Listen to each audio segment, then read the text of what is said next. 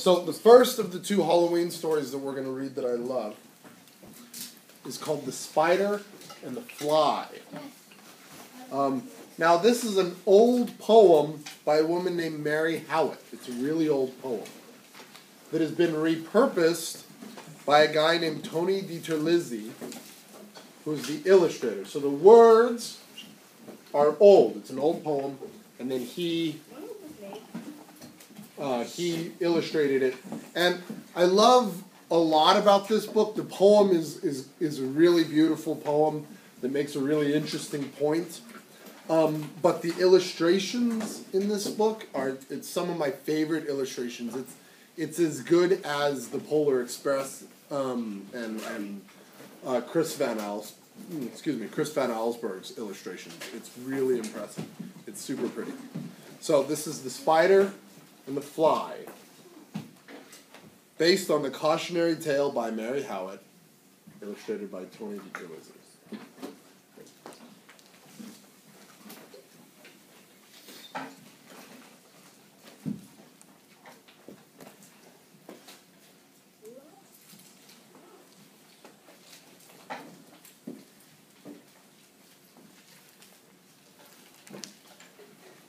The illustrations are one of the things I really want you guys to notice about this. So if you can't see, it's going to make it hard. So based on the poem with illustrations by. And I'm showing you this because it's kind of setting the scene. It's a cool page. So we've got this big mansion. Whoa, that's huge. It's cool how the man's like right.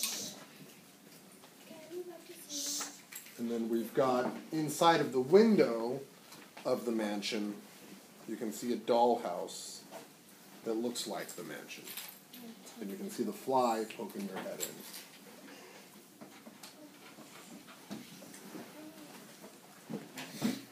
in. "Will you walk into my parlor?" said the spider to the fly. "'Tis the prettiest little parlor that ever you did spy. The way into my parlor is up a winding stair, and I have many curious things to show you when you are there."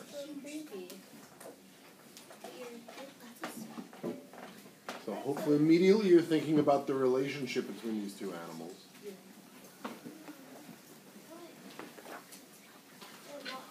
"Oh, no, no," said the little fly, "to ask me is in vain, for who goes up your winding stair can ne'er come down again."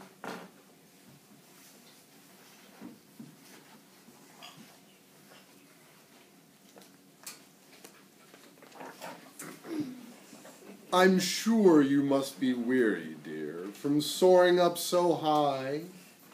Will you rest upon my little bed?" said the spider to the fly. "There are pretty curtains drawn around, the sheets are fine and thin. And if you like to rest a while, I'll snugly tuck you in."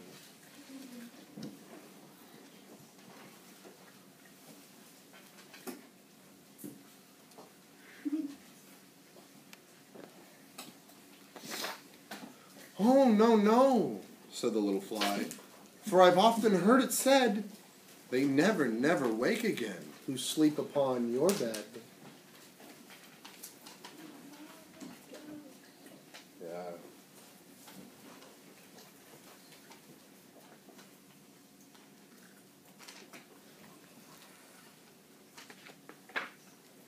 Said the cunning spider to the fly, "Dear friend, what can I do to prove the warm affection I've always felt for you? I have within my pantry good store of all that's nice. I'm sure you're very welcome. Will you please to take a slice?"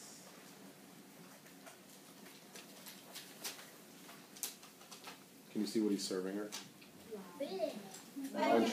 What do spiders eat? Flies. Other insects, right? So that's what's on the table, is he's serving her a bunch of other insects. Cannibal. "Oh, no, no," said the little fly. "Kind sir, that cannot be. I've heard what's in your pantry, and I do not wish to see."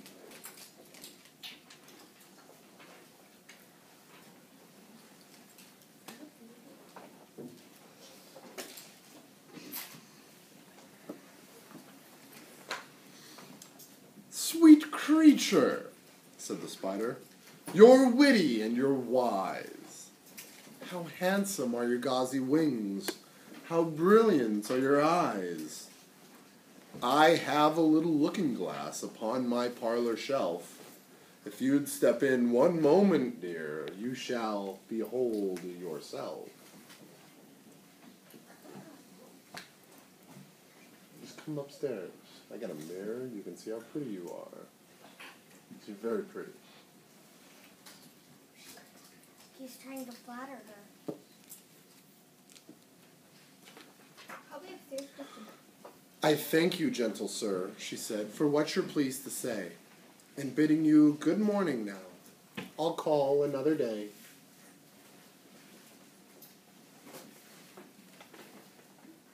She got away.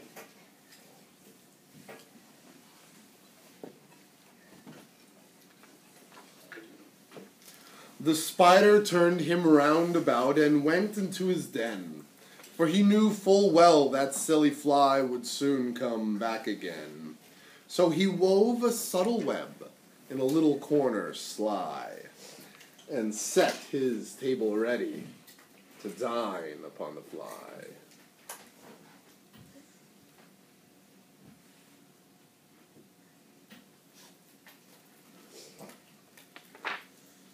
Then he came out his door again, and merrily did sing, "Come hither, hither, pretty fly, with the pearl and silver wing. Your robes are green and purple, there's a crest upon your head. Your eyes are like the diamond bright, and mine are dull as lead." The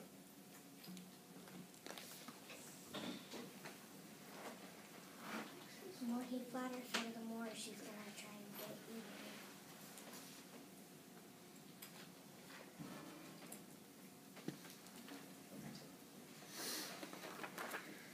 Alas, alas, how very soon this silly little fly, hearing his wily, flattering words, came slowly flitting by.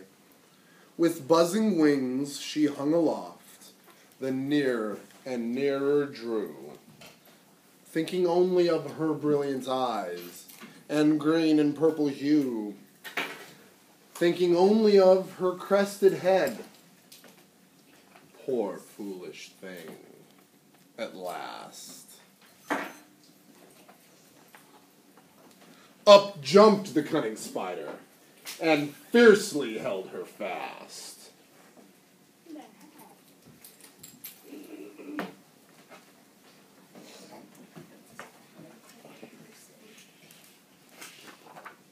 He dragged her up his winding stair into his dismal den within his little parlor, and she ne'er came out again. No, wait, there's more.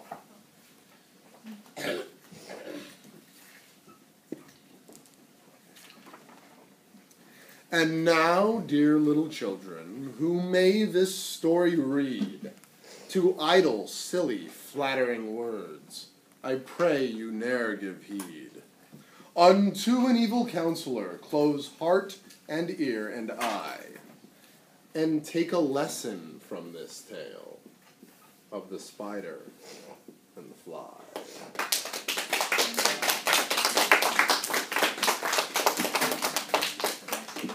And it's got a letter to the readers at the end from the spider. Dear sweet creatures, no doubt you've finished our delicious tale and are surprised by this little tragedy. But then again, what did you expect about a story about a spider and a fly? Happily ever after. Spiders are trappers, for goodness sake. We've been doing it for generations, and we're quite good at it. Even your beloved Charlotte in E.B. White's classic Charlotte's Web admitted as much.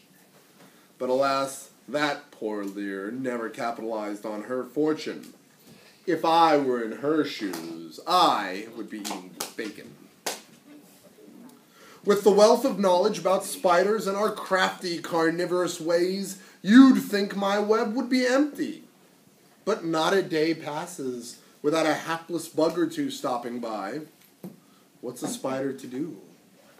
To be completely fair, my most recent dinner guest put up a commendable fight. But I am a talented and persistent hunter, with many schemes up my sleeves. And as you can see, I always get my bug. So, what does all of this talk of spiders and traps have to do with you? Be warned, little dears, and know that spiders are not the only hunters, and bugs are not the only victims. Take what is transpired within these pages to heart, or you may well find yourself trapped in some schemer's web. Don't trust strangers. Bon appetit, Stranger danger. spider. Stranger danger. This book is